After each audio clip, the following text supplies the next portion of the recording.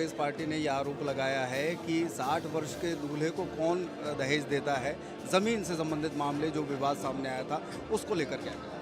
ये चर्चा करने का औचित्य नहीं है। इतने साल सरकार रहने के बावजूद कोई ठोस काम इस क्षेत्र में नहीं हो पाया है।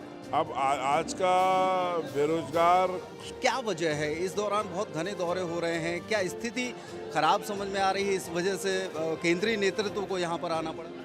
प्रधानमंत्री के दौरे जितने बार हुए और मंच से प्रधानमंत्री जी ने 18 बार लगभग सिंधिया जी का नाम लिया। शिवराज सिंह चौहान जी का क्यों आखिरकार ऐसा लग रहा है कि बार बार शिवराज सिंह चौहान जी पीछे धकेले जा रहे हैं? नमस्कार, पेप्टेक टाइम मध्य प्रदेश समाचार पर आप देख रहे हैं। आज सुर्खी विधानसभा क्षेत्र के विधायक और राजस्व मंत्री गोविंद सिंह राजपूत जी यहाँ पर मौजूद हैं। आज उन्होंने नामांकन फॉर्म भरा है।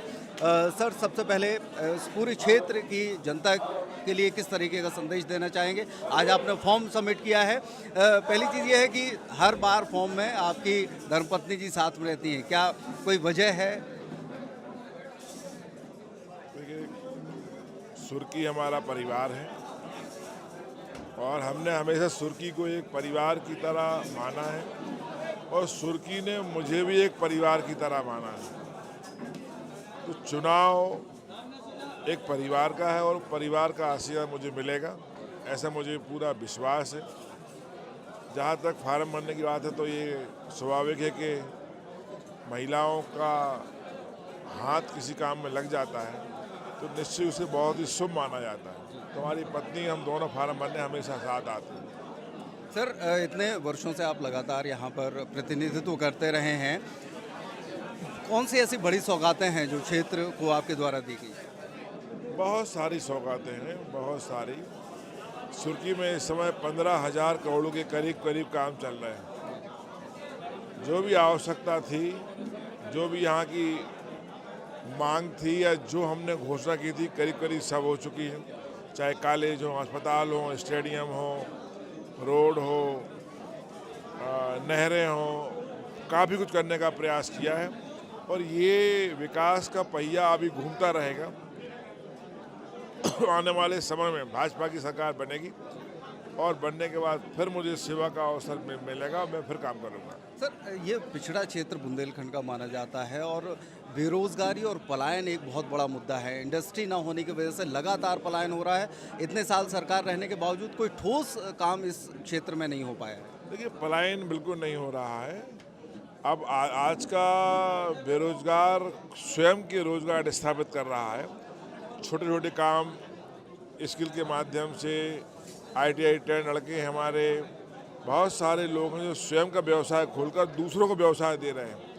और मैंने विधानसभा में रोजगार मेले लगाए, करीब 5 से 7 हज़ार लड़कों को रोजगार दिया है जो यहाँ से मुंबई, अहमदाबाद और गुजरात, कर्नाटक में काम कर रहे हैं। लड़के भी हैं, लड़कियाँ भी हैं, तो वो खुश हैं।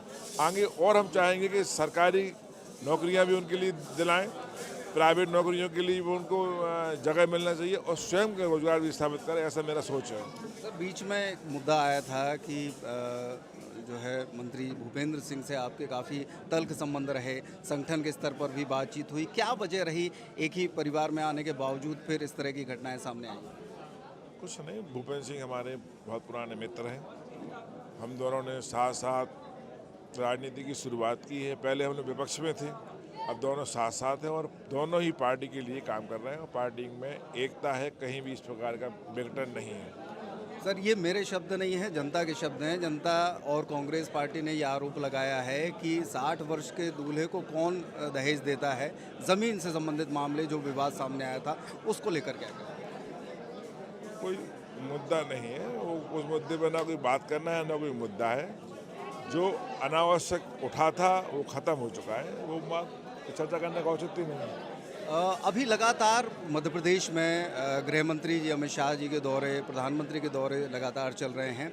क्या वजह है? इस दौरान बहुत घने दौरे हो रहे हैं, क्या स्थिति खराब समझ में आ रही है, इस वजह से केंद्रीय नेतृत्व को यहाँ पर आना पड़ा? क्योंकि प्रधानमंत्री के दौरे जितने बार हुए, किसी न किसी बड़ी योजना को लेकर हुए। जैसे हमारे मध्य प्रदेश में प्रधानमंत्री 2 बार आए।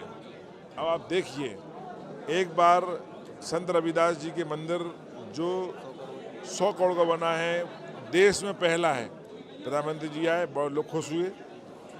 दूसरा, 50,000 करोड़ की रिफाइनरी में एक्सटेंशन हो, 50,000 करोड़, इतनी बड़ी मैं समझता हूँ फैक्ट्री मध्य प्रदेश का देश में कहीं नहीं होगी, उसकी ओपनिंग के लिए आए। तो ये हम लोगों को खुशी की बात है कि प्रधानमंत्री जी जब आते कुछ ना कुछ लेके आते हैं। सर अभी हाल ही में ग्वालियर में दौरा हुआ उनका और मंच से प्रधानमंत्री जी ने 18 बार लगभग सिंधिया जी का नाम लिया। शिवराज सिंह चौहान जी का क्यों आखिरकार ऐसा लग रहा है कि बार बार शिवराज सिंह चौहान जी पीछे धकेले जा रहे हैं? कोई पीछे नहीं है, ये भारतीय जनता पार्टी की सरकार है, सब एक कार्यकर्ता के रूप में काम करते हैं। शिवराज सिंह जी को भी उतने पसंद करता है हाईकमान जितना सिंधिया जी के लिए, नरेंद्र तोमर जी के लिए, पहला पटेल जी के लिए, सभी एक हैं। क्योंकि वो स्कूल का कार्यक्रम था और एक बड़े भावुक क्षण थे वो, जब प्रधानमंत्री जी ने कहा कि मेरी बेटी है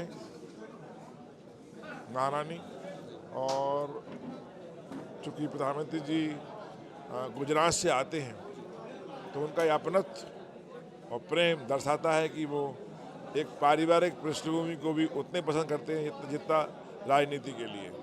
गोपाल भार्गव जी का जो चुनावी रथ चल रहा है उसमें लिख रहा है कि इस बार सर्वोच्च पद के लिए उनको जिताएं। इसका क्या अर्थ समझ में आता है? गोपाल भार्गव जी की बातें और गोपाल भार्गव जी की प्रचार का ढंग अलग होता है, उनसे ही बात करिए।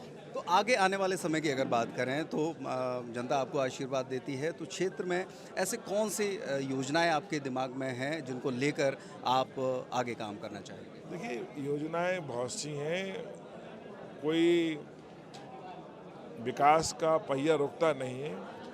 सरकार बनने के बाद में, मेरे जनप्रतिनिधि बनने के बाद में ये पहिया फिर तेज घूमेगा और बड़ी बड़ी चीज़ें जो मैं नहीं ला पाया हूँ लाने का प्रयास करूँगा। सुर्खी मेरी है, मैं चाहता हूँ कि सुर्खी एक विकसित सुर्खी है और विकसित सुर्खी बने। तो ये थे राजस्व मंत्री गोविंद सिंह राजपूत जी, जिन्होंने अपनी बात रखी कि सुर्खी क्षेत्र, पूरे विधानसभा क्षेत्र में लगातार काम हो रहे हैं और आने वाले समय में तमाम विकास की योजनाओं से लेकर सुर्खी को एक विकसित क्षेत्र बनाया जाएगा।